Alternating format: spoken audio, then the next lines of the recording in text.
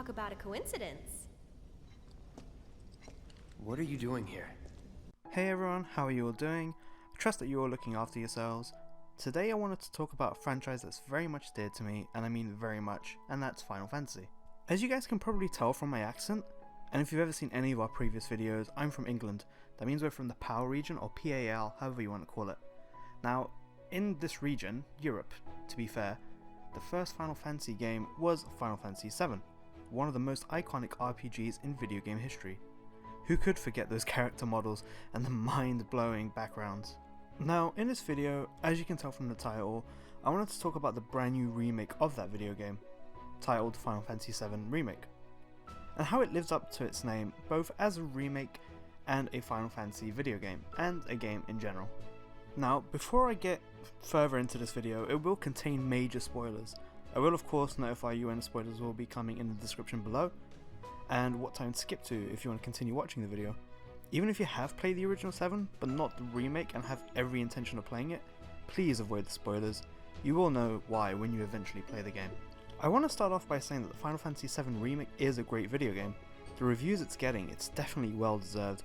I'm not going to blast on IGN or other reviewers because honestly, the game is actually really well made with a lot of love put into the game. This is the part where everyone will hate me for, so I'll quickly say, this is my opinion. I don't want this video to give Final Fantasy VII Remake a bad name, because it's honestly a great game. These are just my thoughts on the game and as a Final Fantasy fan. I like it as a video game, but I don't like it as a Final Fantasy game or a remake of Final Fantasy VII. That was hard enough to say on camera, because it seems whoever I express this opinion to, they seem to get annoyed by it. I have my justified reasons, and I do understand that not everyone will agree with me, but as I said, this is my opinion. I'm not expecting anyone to change their thoughts in this game, and I completely understand why you like Final Fantasy VII Remake. And for the sake of this video, I'll just refer to the game as Remake and the original as Final Fantasy VII, because Final Fantasy VII Remake is a mouthful. I will break this video down to multiple sections as to why I don't like the game, and give you my reasonings for it. With that said, I won't be ranking this game because as a Final Fantasy fan, I wouldn't give it an honest rating. If anything, I will leave that with Ali to decide once he actually decides to play the game. And while you're here, why not subscribe to us if you haven't already? We love making gaming videos and chatting to everyone. First of all, I want to talk about the level design.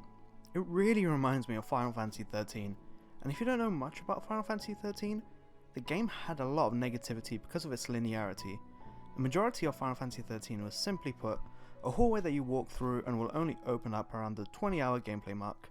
It's kind of funny though, as loads of video game journalism outlets gave it a great score, but now they always go against their own word, but that's a topic for another video.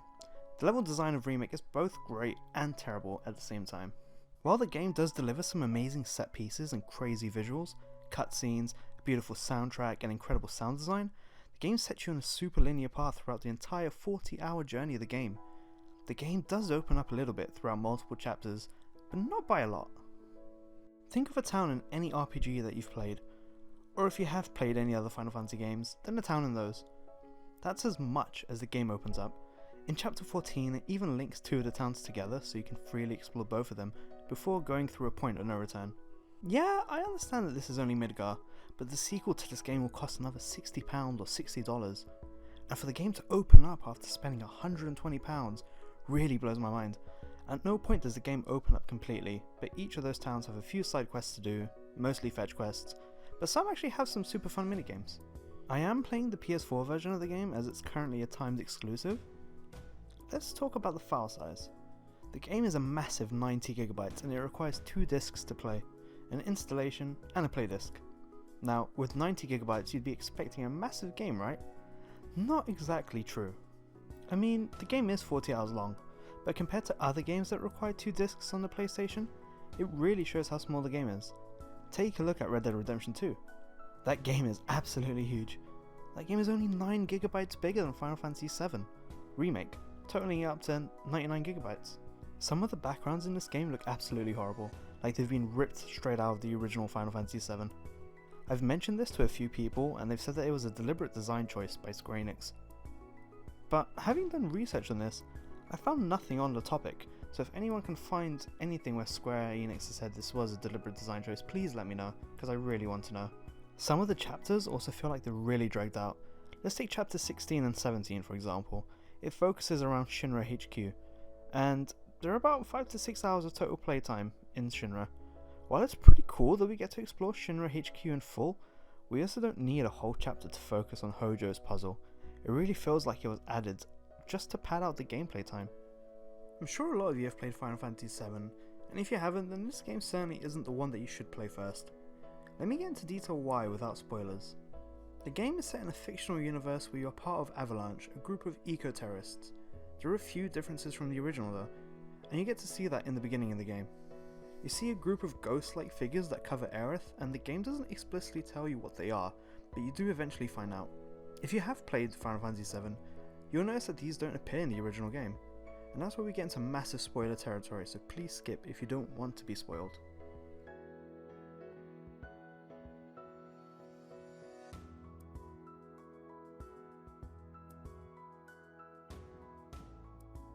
This game seems to take place in an alternate timeline in which the events of Final Fantasy VII seem to have happened already. Confused already? You should be. Even people who have finished the game are. The characters in this game have flash forwards, similar to Lost if you've ever seen that, where they see the events that will happen. That's where these ghosts come in. They're actually these spirits that ensure fate isn't changed. They're called Whispers. If anyone is about to die when they're not meant to, the Whispers will intervene. This is when Sephiroth, the infamous villain of Final Fantasy VII, comes in.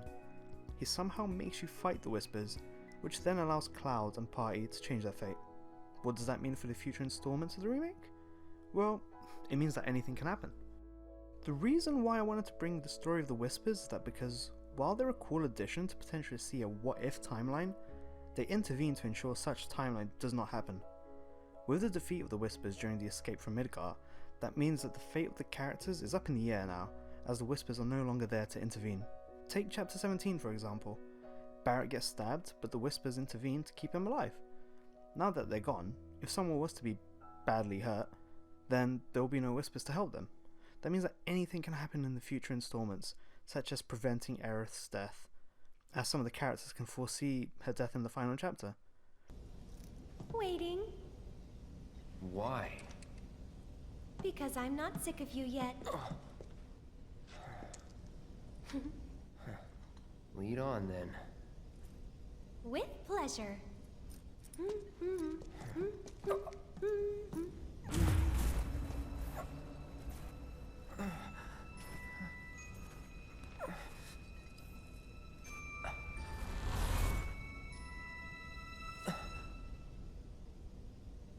Cloud? Is something wrong? It's nothing. That then gives us the big question. What will happen in the sequels?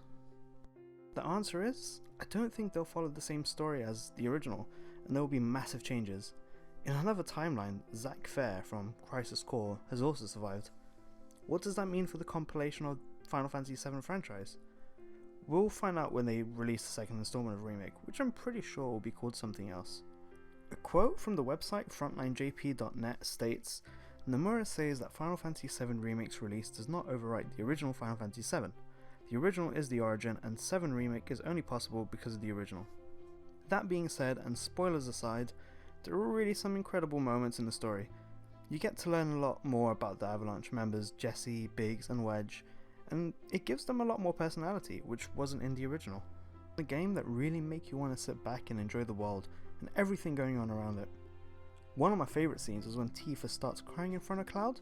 When he then begins to hug her, it really shows some powerful storytelling from Square Enix, especially since scenes like this were not done in the original. It makes you grow onto the characters a lot. One of the things I loved about this game was the battle system. This game has an incredible real-time battle system which incorporates elements from the original game, such as the ATB bar. This is a huge step up from Final Fantasy XV's combat, and allows for a more strategic approach. It allows you to pick up to 3 characters in your party, but honestly, it doesn't really matter because throughout most of the game, you'll only have a maximum of 3 people in your party anyway. The only part I can think of when you actually get a 4th person is towards the end of the game. One character from the original, Red 13, isn't even part of your party anyway, so it's honestly just a choice between Cloud, Tifa, Barrett and Aerith, but throughout the story they're always separated, so you'll only have a maximum of 3 until, like I said, up to the very end. Unlike most Final Fantasy games, Remake doesn't really have much post-game content. When you finish the game, you unlock Chapter Select, which then allows you to play the game on hard mode. Hard mode has 2 super bosses, one of the most popular features in the Final Fantasy games post-game. Other than playing hard mode for the super bosses, there's no other reason to replay the game unless you want to get the Platinum Trophy. But anyway, as I said in the beginning of the video, this is my opinion and I just wanted to express my thoughts on why I think this game isn't really a remake of Final Fantasy VII, but more of a retelling. But what about you guys? What do you guys think of Final Fantasy VII Remake if you've played it? Are you guys Final Fantasy fans? And if so, what game got you into the series? Let us know in the comments below. Thank you so much for watching the video guys, and we hope to see you soon. Stay safe everyone, and catch you later.